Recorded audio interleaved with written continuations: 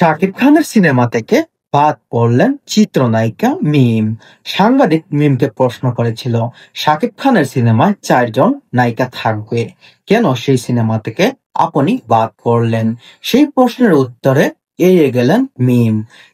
যখন সাংবাদিক মিমকে প্রশ্ন করেছিলেন, শাকিব খানের নায়িকা হিসাবে আপনি কেন থাকছেন না, বা শাকিব খানের সাথে আপনার এত ভালো সম্পর্ক, বা টানা 2 থেকে 3 বছর ধরে আপনি শাকিব খানের সাথে কাজ করার জন্য সুযোগ খুঁজছেন, তাহলে কেন শাকিব খান আপনাকে নিল না?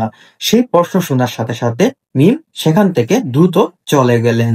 আসলে একটা কথা কি জানেন, বাংলাদেশের সিনেমায় শাকিব খান বর্তমানে চেহারা দেখে নয়, সে অভিনয় ও দক্ষতা দেখে নায়িকা বাছাই করছে।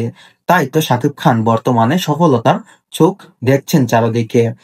আগে শাকিব খান একই নায়িকা নিয়ে 60 থেকে 70টা সিনেমা করতেন, কিন্তু বর্তমানে শাকিব খান এই 3 থেকে 4টা সিনেমার মধ্যে তিনি 8 থেকে 10 জন নায়িকা ব্যবহার করেছেন, এবং সবগুলো নায়িকার নতুন